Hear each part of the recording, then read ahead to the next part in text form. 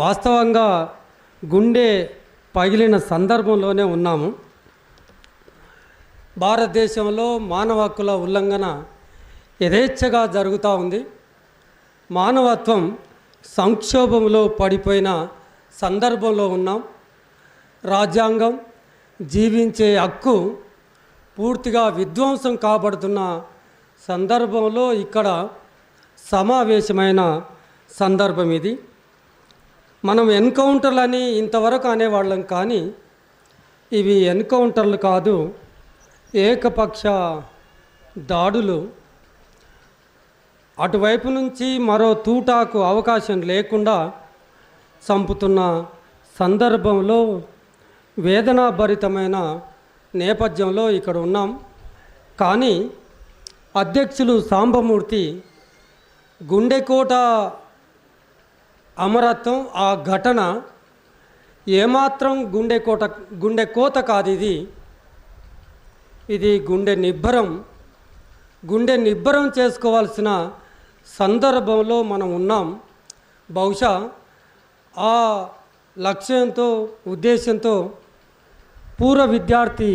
విప్లవ విద్యార్థి వేదిక నిర్వహించిన ఈ సభ, ఆ ఒక్క మాటతో ఈ సభ విజయవంతమైంది. మిత్రులారా, సాంబమూర్తి ఇంకో పని కూడా చేశాడు. మొత్తం పేర్లన్నీ చదివాడు తను. ఒక్క తెలుగు రాష్ట్రాలకు సంబంధించిన 5 మినహాయిస్తే మే 21న జరిగిన ఎన్కౌంటరే ఒక్కటే కనుక మనం ఉదాహరణగా తీసుకుంటే, మేము మొదటి నుంచి చెప్తున్నాం, ఇప్పటి వరకు ఆ పథకం అదేదో సంక్షేమ పథకంలాగా ఆపరేషన్ కగారు ప్రకటించినప్పటి నుంచి ఈనాటి వరకు 550 మంది చనిపోతే అందులో దాదాపుగా 450 మంది ఆదివాసులే ఉన్నారని చెప్తా ఉన్నాం. ఇప్పుడు మన ముందు ప్రకటించిన సాంబమూర్తి చేసిన ఆ ప్రకటనలో 28 మందిలో 5 మాత్రమే మావోయిస్టులు ఉన్నారు. మిగతా వాళ్ళందరూ ఆదివాసీలు. యాదృచ్ఛికంగా ఆయుధాలు ధరించిన ఆదివాసులు ఉండొచ్చు, కానీ ఆయుధాలు ధరించిన ఆదివాసులు చనిపోతున్నారంటే అంతకంటే రెట్టింపు ఏ ఆయుధాలు ధరించని అత్యంత సాధారణ జీవితం గడుపుతున్న ఆదివాసులు చనిపోతున్నారని పౌర హక్కుల సంఘం పదే అన్ని సభల్లో, రాతల్లో, ప్రసంగాల్లో ఘోషిస్తూనే ఉన్న విషయం మీకు తెలుసు. మే 21 నాడు జరిగిన ఎన్కౌంటర్లో చనిపోతే ఇప్పుడు ఎంతవరకు వచ్చింది? ఎన్కౌంటర్ను మనం నరసంహారం, నరమేధం, ఏకపక్ష దాడి, భారత ప్రభుత్వ బలగాలు ఆదివాసులపైన దాడి చేస్తున్న అనే దగ్గర, ఆ పదం ఉపయోగించే దగ్గర నుంచి ఇప్పుడు మనం ఆ దాడిలో చనిపోయిన శవాలనన్నా ఇవ్వండి అని మొత్తం భారత సమాజం, పౌర సమాజం, మేధావులు అందరూ కలిసి ముక్త కంఠంతో శవాలను అప్పజెప్పండి కుటుంబీకులకు అంటే ఎంత భావోద్వేగానికి గురి చేశారో అందరం అనుభవించే ఉన్నాం. ఇక్కడ కూర్చున్న వాళ్ళందరూ ఆ ఉద్విగ్న పరిస్థితిని ఇప్పుడు ఇస్తాం, అప్పుడు ఇస్తాం అని చివరికి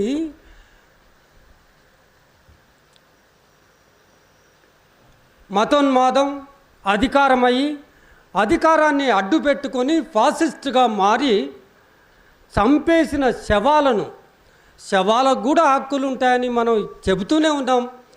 ఆర్టికల్ 21 చెబుతూనే ఉంది, శవాలను, కుటుంబీకులను బంధించి చంపేసే అధికారం ఎవరిచ్చారని సభా వేదికగా అడుగుతూ ఉన్నాం. ఏ చట్టాలను అనుసరిస్తున్నారు? ఏ రాజ్యాంగ విలువలను కాపాడుతున్నారు? మీరు చరిత్రలో ఎట్లా మిగిలిపోతారు? ఇంత బాహాటంగా చంపేసి కాల్చేస్తే ప్రజల ఆగ్రహానికి తప్పకుండా గురవుతారని మొదటి నుంచి రాజ్యం హింసను నమ్ముకొనునే రాజ్యానికి మొదటి నుంచి చెబుతూనే ఉన్నాం. ఆ ఆగ్రహం కట్టలు తెంచుకొని పెళ్ళుపుకి 29లో మీకు సమాధి కట్టక తప్పదని కూడా చెబుతూ ఉన్నాం.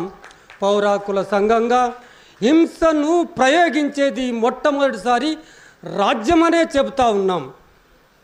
ప్రజలు దాన్ని ప్రతిఘటించటం కోసం ప్రతిహింసకు పాల్పడటం అత్యంత సహజమైన పరిణామం. అందుకని మీరు హింసను మానండి అని చెబుతున్నాం. రాజ్యం మొట్టమొదటిగా హింసను ప్రయోగిస్తుందని మేము చెబుతున్న దానికి సాక్ష్యాధారాలు కర్రెగుట్ట ఈ మీడియా మిత్రులు కర్రెగుట్ట దృశ్యాలని మన ముందు ఉంచారు. ఏకపక్షంగా కాల్పులు జరుగుతున్నాయి. ఆ పొగల దట్టమైన పొగలు, ఇక్కడి నుంచి అరుపులు, ఇక్కడి నుంచి బాంబులు, ఇక్కడి నుంచి తుపాకులు, ఇక్కడి నుంచి తూటాలు ఏకపక్షంగా ఒకవైపు నుంచే సాగుతూ ఉన్నాయి. అటువైపు నుంచి ఏ శబ్దం ఒక్క తూట లేదు అంటే అది దేనికి సాక్ష్యమని మనం ఇవాళ అడుగుతూ ఉన్నాం. మిత్రులారా, ఈ వైనం, ఈ హింస శాంతిని నెలకొల్పాలని శాంతి కాముకులైన ప్రజలు సహజ సిద్ధంగానే శాంతిని కోరుకుంటాం. ఒక ప్రత్యేకమైన పరిస్థితిలో ప్రతిఘటించడం కోసం మీరు అనుకున్నది వచ్చి చేతిలో వాలుతుందేమో, కానీ సహజంగానే ప్రజలు శాంతి కాముకులు. ఈ జరుగుతున్న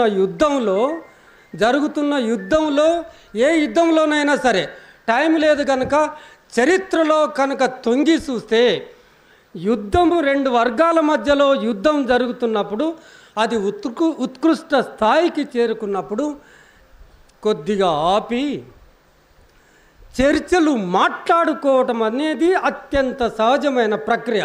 మాట్లాడుకోండి అంటున్నాం, కానీ ఈ పాలకులు ఏమంటున్నారు? మాటలు లేవు, గీటలు లేవు, గద్దరికివ్వం. ఒక ప్రజా జీవితంతో ముడిపడి ఉన్న ప్రజా పాలకులు, అధికారంలో ఉన్న ఈ పాలకులు ఆ మాటలు అనవచ్చా? ఎక్కడైనా మనకు ప్రజాస్వామ్యం అనే కొంత మేరకైనా ఆ స్వభావము, లక్షణము వాళ్ళ మాటల్లో, చేతల్లో ఎక్కడైనా కనబడుతుందా అనేది మనం వీళ్ళను కనబడతలేదు అనుకున్నప్పుడు వీళ్ళను ఎట్లా మట్టుబెట్టాలి? ప్రజాస్వామికంగానే, రాజ్యాంగబద్ధంగానే అనేది మనం ప్రజలందరూ ఇవాళ ఆలోచిస్తున్నారు. ఆ ఉత్కృష్ట స్థాయికి చేరుకున్న సందర్భంలో, సామాన్య ప్రజలు బలవుతున్న ఆ సందర్భంలో మేమైతే సిద్ధంగానే ఉన్నాం. పోరాటం చేయటానికి, పోరాటంలో ఒరగటానికి మేమైతే సిద్ధంగానే ఉన్నాం. నీతో చేస్తున్న పోరులో అత్యంత సాధారణమైన ఆదివాసీలు మా కళ్ళెదుట నేల కొరుతున్నారు. వాళ్ళను గురించి ఆలోచిద్దాం, వాళ్ళను గురించి చర్చించుకుందామని చర్చల ప్రక్రియ ముందుకు తెస్తే, అసలు ఇక్కడ ఒక వివరణ ఇస్తాను. 2023 ఛత్తీస్గఢ్లో ఎలక్షన్లు జరిగినప్పుడు చర్చల ప్రతిపాదన తెచ్చింది ఛత్తీస్గఢ్ ప్రభుత్వం, ఆ బీజేపీ ప్రభుత్వం అని గుర్తుపెట్టుకోండి. దానికి ప్రతిస్పందనగానే మార్చి 20 నాడు మొట్టమొదలు ఒక లెటర్ ఇచ్చిండ్రు.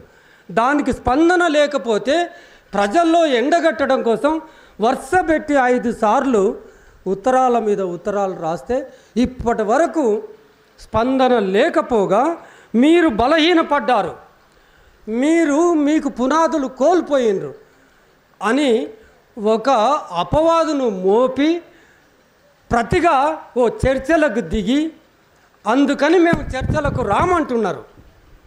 చర్చలకు రామంటే చర్చలు ఎప్పుడు సమఉజ్జీగా ఉన్నప్పుడు మాత్రమే, అప్పుడు మాత్రమే చర్చలు.